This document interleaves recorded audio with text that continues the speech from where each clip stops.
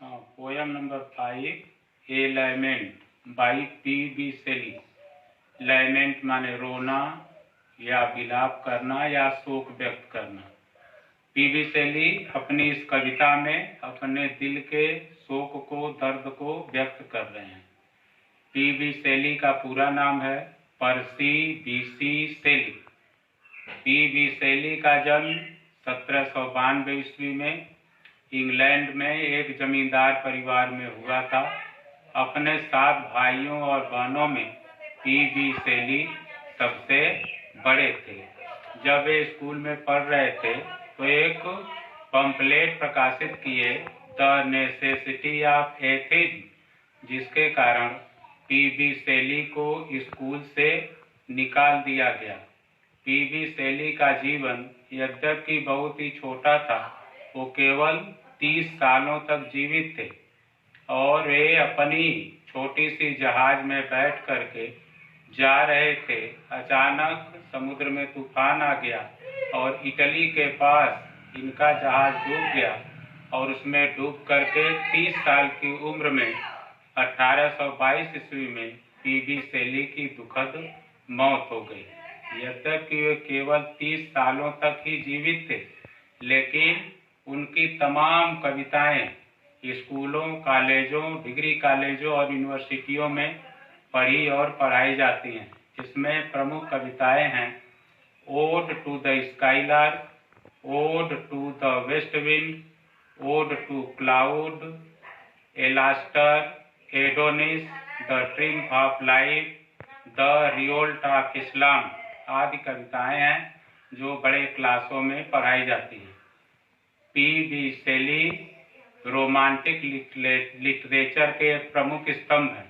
Romantic literature के 4 प्रमुख कवि हैं, जिसमें विलियम वर्ड्सवर्थ, पी.बी. शेली, जॉन कीट्स, लॉर्ड बायरन।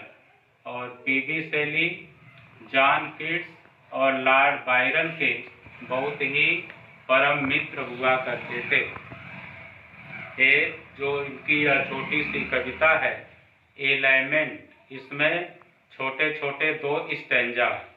इनकी यह कविता करीब 3 साल से हम लोगों के कोर्स में है। इसके पहले पी.बी. शेली की दूसरी कविता थी हम लोगों के कोर्स में, जिसका शीर्षक था स्टैंजाज रिटेन इन डिजेक्शन नियर नेपल्स, लेकिन वह कविता अब हम लोगों के कोर्स में नहीं है। उसका भी भाव शोक से ही भरा हुआ था और जिसमें नेपल्स खाड़ी के पास डिजेक्शन, शोक में लिखी गई कविता, उस कविता का शीर्षक ही है। इसमें 2 छोटी छोटी कविताएं हैं जो छोटे छोटे स्टैंजा है 5-5 लाइन के, और इसमें अपने युवावस्था और वृद्धावस्था के दिनों की तुलना करते हैं। पहला stanza. O word, O life, O time, on whose last steps I climb, trembling at that where I had stood before. When will return the glory of your prime? No more, oh nevermore. इस संसार के बारे में युवावस्था और वृद्धावस्था की तुलना करते हैं कि जब मैं युवा था तो लगता था कि संसार खुशियों से, आनंद से भरा हुआ था, लेकिन अब ऐसा प्रतीत हो रहा है कि मृत्यु मेरे करीब आ रही है। मैं अपने जीवन के अंतिम पायदान पर पहुंच गया हूँ। Trembling at that where I had stood before, पहले युवावस्था में जब मैं निर्भीकता पूर्वक लोगों के सामने खड़ा हो जाता था, लेकिन अब वहीं पर खड़े होने में वृद्ध व्यक्ति की तरह से मेरे दोनों पैर कांप रहे हैं। When will return the glory of your prime? कवि पी.बी. शेली सोचते हैं कि इस वृद्धावस्था में क्या मेरे युवावस्था का वह जोश, उत्साह, सुंदरता पुनः लौट सकता है। नो मोर, ओ नेवर मोर, दुखपूर्वक वे स्वयं ही उत्तर देते हैं, नहीं, कभी नहीं। वह युवावस्था का सुख, चैन, सुंदरता पुनः वृद्धावस्था में वापस नहीं आ सकता। O word, O life, O time, on whose last steps I climb, there was time when there was the world was full of attraction for the poet, but that time has passed and that beauty and attraction is no more in the poet. The poet feels that death is approaching him slowly and slowly. He also feels that he has come at the last step of his life. Trembling at that where I had stood before, he remembers that in my youth I used to stand very firmly before the world, but at the present time today my legs are trembling like an old person. When will return the glory of your prime? No more, oh never more. He thinks that whether the beauty, charm, and pleasure of youth will return again in my life or not. He sadly answers himself that the excellent time which is gone will never return again in your life. Second stanza.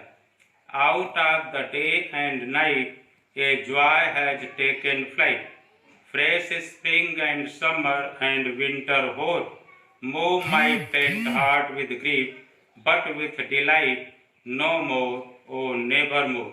Out of the day and night, जब युवावस्था था तो चारों तरफ सुंदरता थी, हर तरफ हर मौसम अच्छे लगते थे. द फ्रेश स्प्रिंग, बसंत ऋतु काफी अच्छा लगता था. एंड समर, गर्मी का मौसम, सूर्य का उगना भी बहुत ही सुहावना लगता था. एंड विंटर हो, जाड़े का मौसम भी कोहरे से भरा हुआ सुंदर दिखलाई पड़ता था. मूव माई फेंट हार्ट विथ ग्रीफ, लेकिन वृद्धावस्था में मेरे हृदय में निराशा और दुख भर गया है. But with delight no more, O never more. मैं सोचता हूँ कि युवावस्था की वह सुंदरता, आकर्षण और शक्ति क्या मेरे जीवन में पुनः लौट सकता है. और स्वयं ही दुखी होकर के उत्तर देते हैं, नहीं, मेरे जीवन में वह युवावस्था की सुंदरता और शक्ति कभी आ नहीं सकती. Out of the day and night a joy has taken flight. The nature has given us many beautiful and attractive things. The nature is full of so many pleasant things and happiness things also. But and also there are so many pleasant seasons in the youth. There is blossoming spring, there is sunny summer, there is foggy winter. All the seasons are full of happiness and joy, but the person who is full of sorrow, like the poet, there is none of these seasons can console him and give him pleasure and happiness. He thinks again whether the beauty, happiness and joy of my youth will come in my life again or not.